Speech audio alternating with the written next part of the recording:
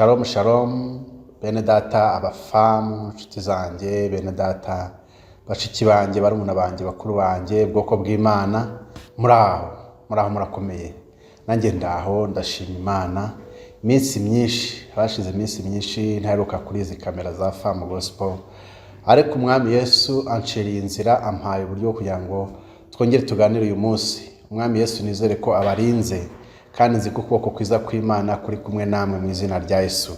Imana ibamugishe rumwe bwe mumaze iminsi mike yamuje muri Famu, mumaze gukora subscribe, abantu maze kuba bamwe muri Famu mukurikira ibyigisho tugende dushyiraho kuri Famu Gospel. Nizere ko mugubwa neza nubwo mba ntabonetse kenshi ariko ntabwo mujya mugira irungu ryinshi kuko hari ibindi byigisho bari byiza tujya dushyiraho umwami Yesu kandi nzi yuko abibaheramo umugisha.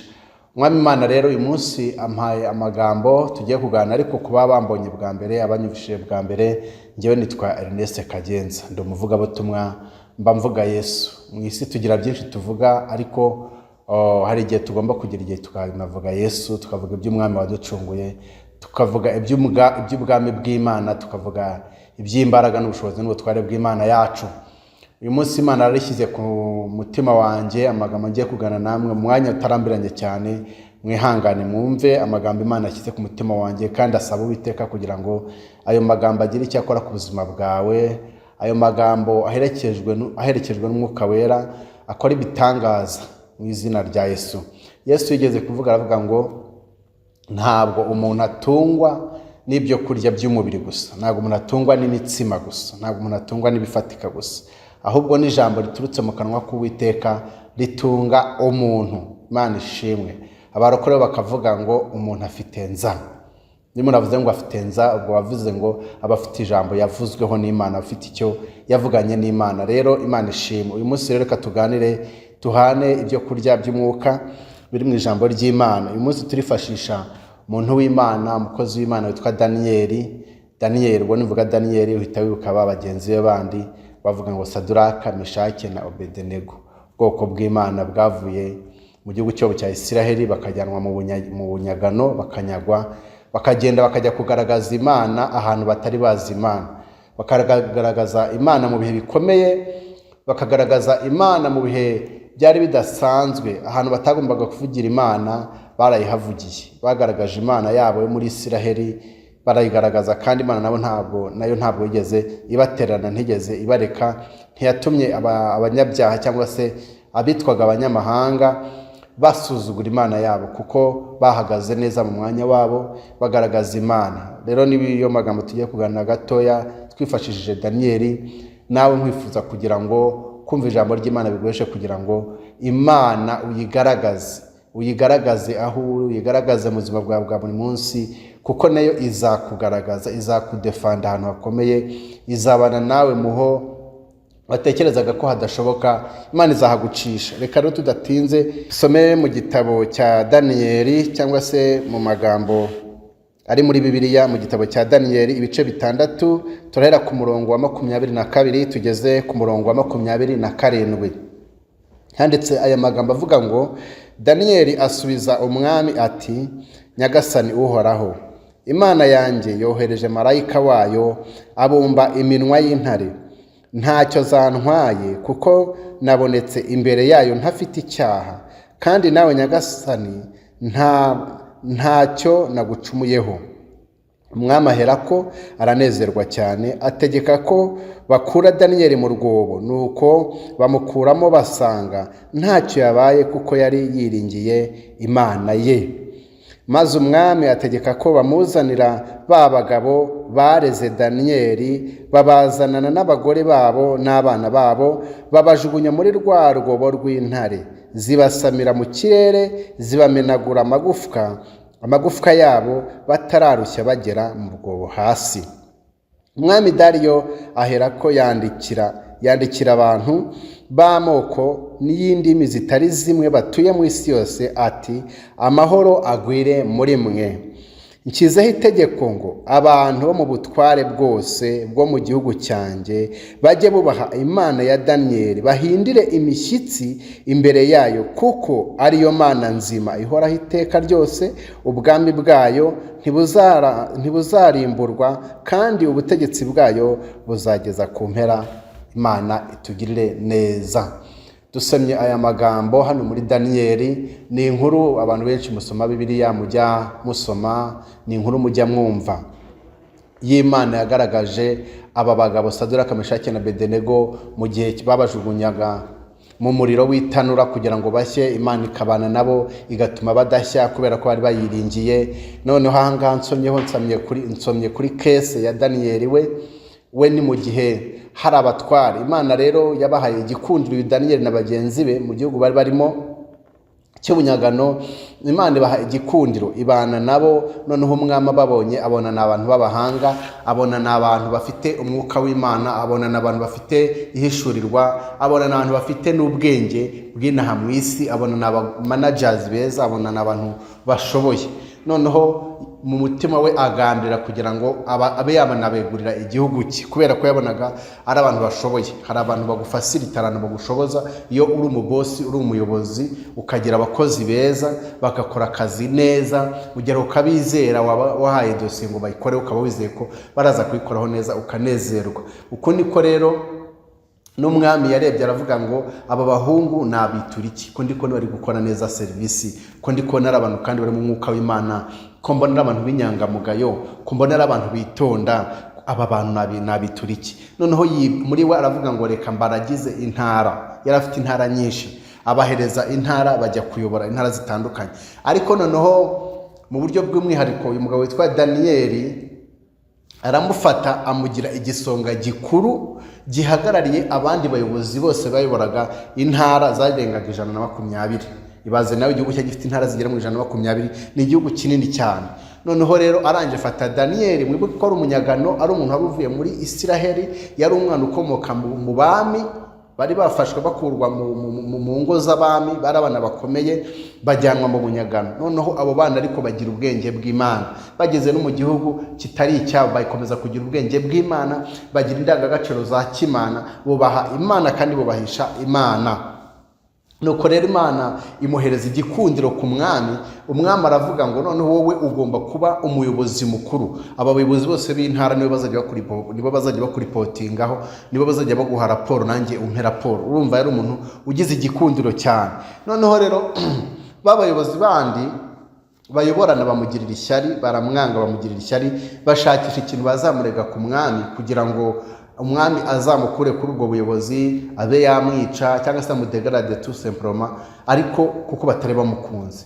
Urabizi mu isi niko bijya bigenda, hari igihe ugira favor, wagira favor abantu bakakugirira ishyari. Nawe rero bamugiriye ishyari kuvuga ngo ni gute umuntu w'umunyamahanga, umuntu w'umunyagano uvuye muri Isiraheli aza akagera mu gihugu cyacu, mu imvugo y'iki gihe bajya bavuga agakaba, akaza agakaba, akaba umuntu ukomeye, akagira igikundiro ku mwami, umwami akamwishimira kugera ku rwego yenda no kumwegurira igihugu cyose, akaba agiye kutuyobora. Bamugirira ishyari rero, baramurakara, bavuga ati reka dushakishe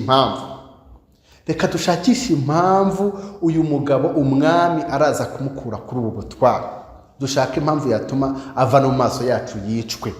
Barareba babona nta mpamvu nimwe babona ituma apfa. Kubera iki? Akazi kagakoraga neza, nta bari kumutegera ngo bamubone. Yari inyangamugayo, yubahishaga Imana kubera indangagaciro yari afite za kimana, ariko nanone yubahishaga n'umwami, akazi yagakoraga neza. Yari umuntu w'intakemwa mu mico no mu myifatire nk'uko abantu bajya babivuga. Noneho rero ngo baza kuvuga batariko uyu mugabo asenga Imana, uyu mugabo ajya asenga buri munsi, ngo yasengaga 3 ku munsi.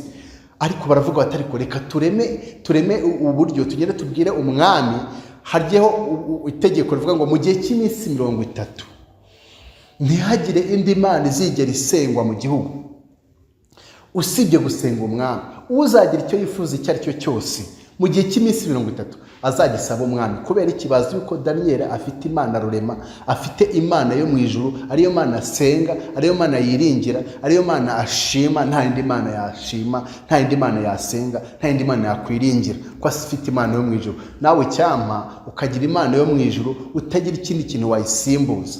mu gihe gisa n'iki ngiki hari igihe kigera ukabona umuntu ya mana yubaha yo mu ijuru ayishyize ku ruhande, akubaha ibindi bintu nakwita ibigirwamana, agacira bugufi ibigirwamana, agashaka gukorera ibindi bigirwamana, agashaka kugira ibindi aha agaciro kurusha imana ye. Ariko Daniyeli ntabwo ari uko yari ameze. We yari umuntu uri very focused ku mana ye, yari umuntu w'intakemwa mu mico no mu myifatire, yaba imbere y'Imana yaba n'imbere y'umwami. Yubahaga Imana kandi yubashaga Imana yo mu ijuru. Rero baravuga bati turabizi uyu mugabo witwa Daniyeli ntabwo ashobora kuva ku mana ye ngo ajye gusenga umwami. Rero reka tugende tubwire umwami, tumushukashuke, tumubwire ngo abantu bose bafite ibyifuzo ntibazagire undi muntu bashyira ibyifuzo, ntibazagire ikindi kigirwamana bashyira ibyifuzo, bajye bashyira ibyifuzo byabo umwami.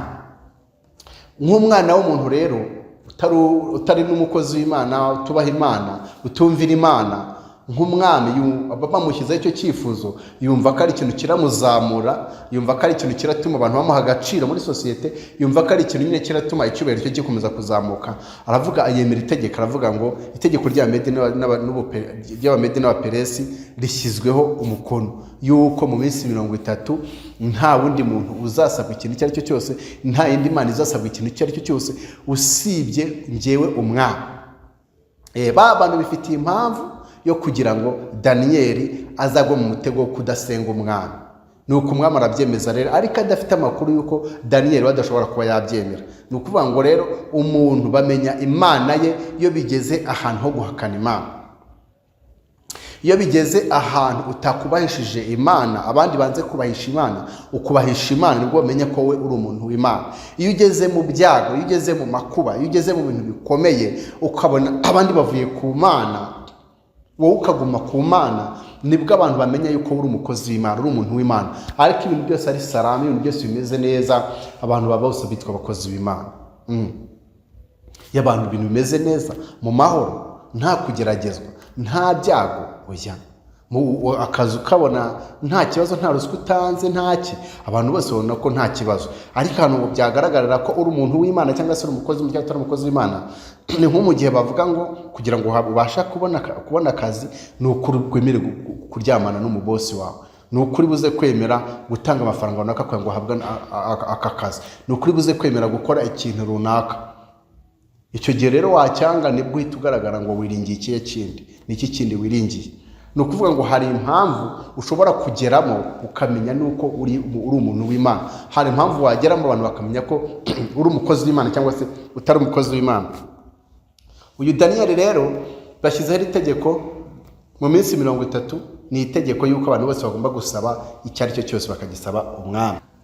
Daniyeli uri ahangaha rero nk'umukozi w'Imana, nk'umuntu wiyemeje kubahisha Imana mu bihe bikomeye no mu bihe byoroshye, baza kumufata arimo gusenga Imana yo mu ijuru, kuko yagiraga umuco wo gufata 3 ku munsi akajya imbere y'Imana akayishimira, agasenga Imana nk'umukozi w'Imana. Haleluya. Baza kumufata bamushyira umwami ngo twamufatiye mu cyuho.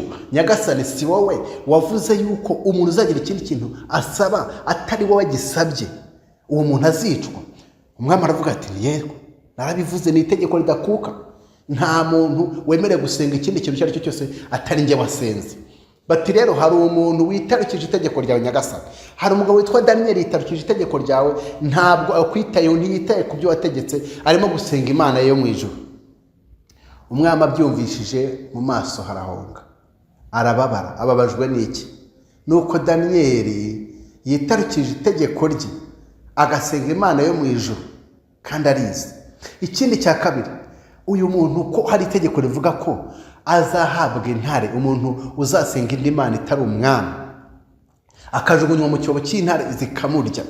Kandi uyu mugabo ko amfitiye umumaro mu gihugu, uyu mugabo ko anyubaha, uyu mugabo ko ankorera neza akazi, uyu muntu ko aripotinga neza, nindamuka muze biragenda gute? Umwami biramuyobera, aravuga ariko se nanone ndareka kumuroha mu cyobo cy'intare kandi ari itegeko ry'Abami n'Abaperesi? Bamutera ubwoba, baramubwira bati kandi Nyagasani ubyibuke ko warishyizeho isinyatire yawe, ubwo biraba bivuze mu gihugu n'abandi bose bazajya baganda ku itegeko ryawe kubera ko wanze guhanura umuntu, wanze kugusenga. Umwami n'agahinda kenshi, burya abantu bakunda icyubahiro, aravuga ngo nta kuri nabigenza, reka uyu muntu nyine bimutange, reka mutange bagende bamurohe kubera ko ni itegeko rya Mede n'Abaperesi. nibyo twasomye ahangaha rero. Uyu muhungu kuko yagaragaye imbere y'Imana atacumuye ku mwana, atanacumuye ku Mana, aremera, baramufata bamujugunya mu rwobo rw'intare. Abantu bashobora kukugambirira, kuguhemukira, bagakora ibintu ibyo ari byo byose kugira ngo bakubabaze, kugira ngo baguteshe agaciro, kugira ngo baguteshe ikuzo, bakagambirira kugira ngo cyangwa se bakwice, bakugirire nabi. Ariko mu by'ukuri abantu baragambirira, ariko hari n'Imana iba yaragambiriye imbere y'abana b'abantu. Umuntu yakugambiriraho ibibi, ariko hari n'Imana itabara abayiringira. Abantu bayikomezaho bakiringira Imana, baba bafite ubundi budahangarwa Imana iba yarabashyizemo, abantu batazi, ariko Imana iba yarabibashyizemo. Bagira byago byinshi, banyura mu byago, banyura mu makuba, banyura mu bintu bikomeye, banyura mu misozi, banyura mu mataba. Aho hose ni ahantu baba bategeye kugira ngo bahagwe.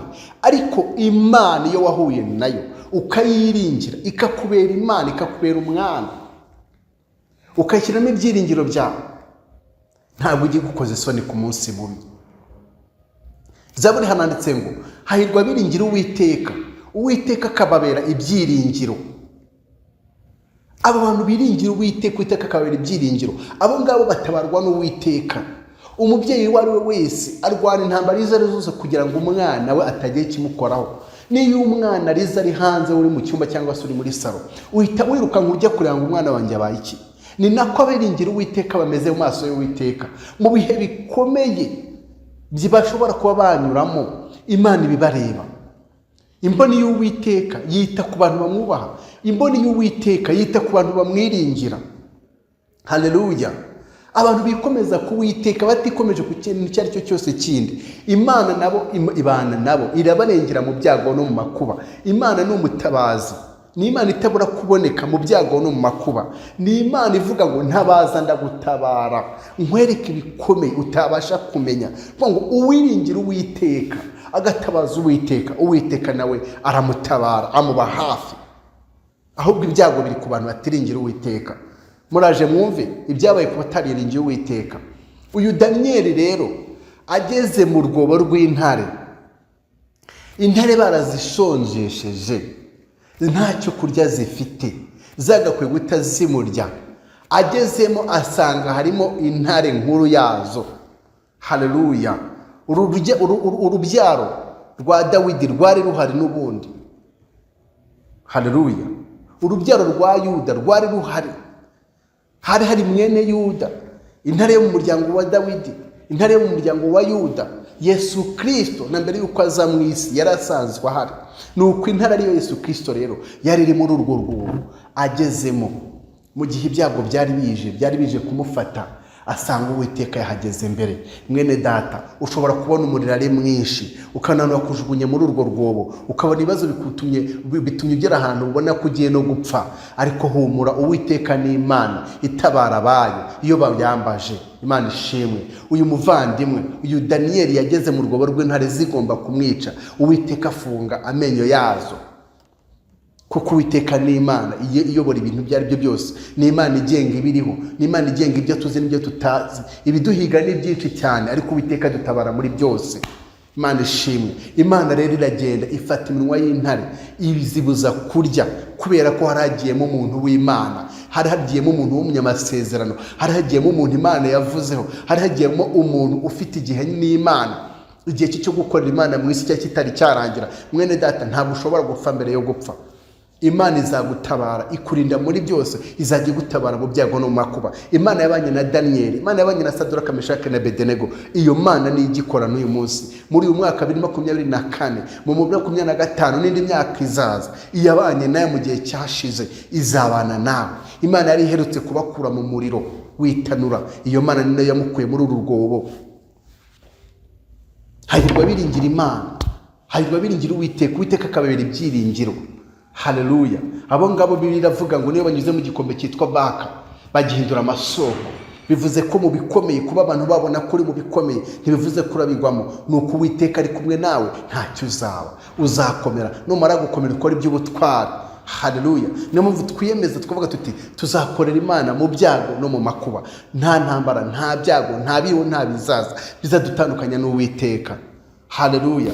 Umuntu wubaha Imana akaba mwene Imana by'ukuri, uwo nguwo arashinganye. Nuko rero umwami abyuka mu gitondo agiye kureba ko intare zamuriye. Ageze yaravuga ngo ese Daniyeli mugaragu w'Isumba byose, Imana ukorera yakurinze? Byonyine mwene da, n'iryo jambo ryonyine umwami avuze byatuma arindwa. Ntabwo yari asanzwe afite experience y'abandi bantu barinzwe mu rwobo rw'intare. Nta experience yari asanzwe afite y'abandi bantu yajugunye mu rwobo rw'intare intare ntizibarye. Ariko muri Imana yamuhaye kwizera yuko Imana ya Daniyeli iramurinda mu rwobo. Ngo abivugana agahinda kenshi aravuga ngo ese Daniyeli mugaragu w'Isumba byose, Imana ukorera yakurinze? Aha nawe nakubaza mwene data, mu gihe haje ibigoye, mu gihe haje amakuba, mu gihe ibintu bikuzi utateganyije bibi, mu gihe ibyago bije, hagize ukubaza ngo ese Imana yawe ibasha kukurinda muri ibyo, wasubiza ngo iki? Umva uko Daniyeli yasubije. Yaravuze ngo Nyagasani, yaba Imana nkorera yo mu ijuru, yaba nawe mwese byagaragaye ko nta cyamba afiteho. Niyo mpamvu Imana yafashe gahunda ikaza igafunga iminwa y'intare igatuma zitarya. Umva mwene data, nubasha kunyura mu bibazo, ukanyura mu byago, ntiwiyanduze, ntugire n'umwotsi w'ikibi wihuza nacyo, ntugaragazemo cheating, ntugaragazemo gukiranirwa muri ibyo bigerageza, muri ibyo byago byawe. Nkuzanira itangazo rivuga ngo Uwiteka azakurinda. Mu bintu bihumurira nabi Imana ni icyaha. Icyaha nicyo kintu cyonyine gikura umuntu, gikura relationship, nicyo kintu cyonyine gikura ubusabane bw'umuntu n'Imana. Imana ikadispara, Imana ikava ikagenda, ugasigara wirwanira ku giti cyawe. Ariko mu bigeragezo, mu byago no mu makuba wanyuramo, iyo ugaragaje gukiranuka, Imana ibana nawe.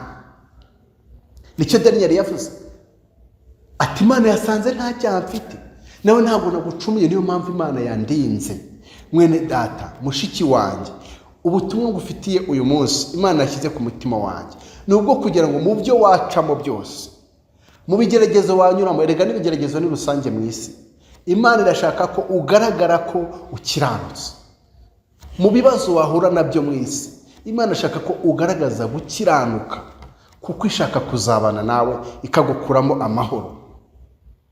Warangiza hakabaho itegeko nk'iryo umwami yashyizeho. Nta kigeragezo na kimwe Imana ihereza abayizera idafitemo inyungu z'uko bazatanga ubuhamya, bigatuma n'abandi nabo bakomera. Kugaragaza Imana mu gihe gikomeye bituma n'Imana nayo ikugaragaza ahari hakomeye. Imana ikeneye ko abantu bayubaha by'ukuri. Imana ikeneye ko abantu bayikorera by'ukuri. Imana ikeneye ko abambasaderi bayo, abana b'Imana bari mu isi, bayigaragaza, bakagaragaza image ya Kristo, bakagaragaza umunyangamugayo mu byo bakora, bakagaragaza kuba abizerwa imbere y'abana b'abantu n'imbere y'Imana mu by'ukuri. Icyo gihe nibayigaragaza neza, nayo izabagaragaza neza muri ayo makuba n'ibyago banyuramo. Kandi Imana ifite surprise nyuma y'ibyo ngibyo. Umuntu wihanganye by'ukuri mu gihe gikomeye, Imana imufitiye surprise nyuma y'ibyo ngibyo uri gucamo. Imana ifite ibintu byiza iri kugupangira kugukorera. Imana ifite ibintu bikomeye ishaka kugukorera mu gihe wihanganiye mu bigeragezo uri kunyuramo. Mwene data, mushiki wanjye, ndagira ngo ubwire ngo icyo Imana yakoze ni ikihe. Umwami yamaze kubona ko umugabo Imana yamurinze, ategeka yuko bamukura muri rwa rwobo. Imana yakoze revenge muri icyo gihe. Ntabwo nakwifuriza ngo Imana izagukorere revenge, kuko guhora nuko Uwiteka. Umwami yaravuze ngo babandi bagambaniye Daniyeli, babandi batumye njya gusinya itegeko ryo kugira ngo arinjye bazasenga, bari bafite purpose, bafite intego yo kugira ngo Daniyeli apfe. Abo ngabo nibaze n'abana babo n'abagore babo bajye mu mwanya yari yagiyemo. Ahantu bizagaragarira ko uri umukozi w'Imana by'ukuri, n'uburyo uzaca mu kintu cy'ikigeragezo mu bikomeye. mu gihe bari bageze ngo umva uko byagenze, ngo barabajugunye muri cya cyobo babandi igihe Daniyeli amaze gukurwamo, ngo intare ntizanarindiriye ko bagera ku butaka ngo zibarye, zabasabiye hejuru zirabarya. Mu yandi magambo mwene data njya nkubwira aya magambo yuko umuntu w'Imana yifitemo substance, yifitemo ibintu, yifitemo uburemangingo bundi abana b'abantu badafite. Umuntu w'Imana yifitemo ibintu bishobora gutuma ikirya abandi kitakurya, yifitemo ibintu bishobora gutuma ibyica abandi bitamwica, yifitemo ibintu bishobora gutuma ibimara abandi bitamwica. Daniyeli yaguyemo ari umuntu, yaguye mu rwobo ari umuntu, ariko intare zamutinyutse. Ariko babagome bari bamugambaniye bajugunywe mu rwobo batari bagera no ku butaka, bose intare zarabariye, amagufa zirayakocagura. Message irimo ahangaha ni iyi: nuko mu byucamo niwemera gucanamo n'Imana ukagira ubunyangamugayo imbere y'Imana, Imana izabikurindiramo, uzabisohokamo, kandi ubisohokamo uzasohokanamo ishimwe rya Daniyeli. Daniyeli yasohotsemo amahoro, akomeza serivisi ze, akomeza kuba ukomeye mu gihugu, ariko babandi bamugambaniye baguye muri rwa rwobo intare zarabariye. Mwene data mushiki wanjye, nubana n'Imana mu bihe bikomeye, Imana izabana nawe nayo, ntabwo izakureka, ntizaguhana, izakunyuzamo, uzavamo amahoro, kandi Imana izakugirira neza kurusha mbere. Mwibuke uko byageze kwa Yobu. Yobu Satani muzi ko yamusabye, ndimo ndagera ku musozo. Satani yaramusabye, amusabye arageragezwa. Hari abavuga ngo ni ibitekerezo, it's up to them. Ntabwo bari ibitekerezo, ibi ni ibyanditswe. Ntabwo Yesu Kristo ari kujya kwirahira ngo Yobu niyo yazuka, ntabwo yari kujya kumwirahira atazi ko yabayeho. I do believe that we yabayeho. Nuko rero uyu nguyu Yobu byagenze bite? Yobu ngo yarageragejwe, amatungo yari afite amuvaho mu kigeragezo, abana yari afite bamuvaho, n'umugore yari afite we ntiyapfuye. Abana barapfuye ariko we ntiyapfuye, ariko yaramugerageje nawe, yaravuze ngo hakana Imana wipfire. Umva nawe, abantu bose baramuretse, ariko Yobu yagaragaje ubunyangamugayo. Yobu yagaragaje kuba intakemwa mu maso y'Imana, aba ni intakemwa mu maso y'abantu, akomeza kubaha Imana mu bigeragezo byamugerageje byose. Yakomeje kubaha Imana, ntigeze atandukana n'Imana, yakomeje kubahisha Imana mu bihe yanyuzemo, kugeza naho best friends, inshuti ze za bugufi zaje zimanagwa nk'icyumweru ziri kumubwira pole, zimuganiriza, ariko zigeze aho zibona ibigerageza afite birarenza. Ziravuga ati ariko wa mugabo wakoze ibyaha, ntabwo Imana yagukora ibi bintu utarakoze ibyaha. Hari igihe gishobora kugera abantu bakakuva bakakureka, ariko wowe nugumana n'Imana, ukaba ufitanye ibanga n'Imana, ugakomeza kubahisha Imana, izakugirira neza. Byagenze bite? Abangaba nyuma y'igihe cy'ikigerageza cye cyararangiye, Imana iraza irababwira ngo mwaracumuye, mwarenganyije umugaragu wanjye witwa Yobu. None rero mugende mumuzanire inka, mumuzanire ibiki n'ibiki, muhereze amaturo, kubera ko yari yanyubahishije mwebwe mwakoze ibyo gukiranirwa, kuko mwamugaragaje nk'umunyabyaha atari umunyabyaha. Ngo nuko nyuma y'ibigeragezo bye Imana yamukubiye kabiri ibyo yari afite. Mwene data, nyuma y'ibigeragezo waba uri kunyuramo, nyuma y'ibintu biri imbere waba uri kubona ko biteye ubwoba, nubicamo neza, niwihangana, Imana izagukubira kabiri, Imana izakugirira neza. Nta muntu wigeze yubaha Imana, nta muntu wigeze ugaragaza Imana ngo Imana ireke kumugaragaza neza. Nta muntu wigeze agira umugambi wo kubahisha Imana ngo Imana imureke.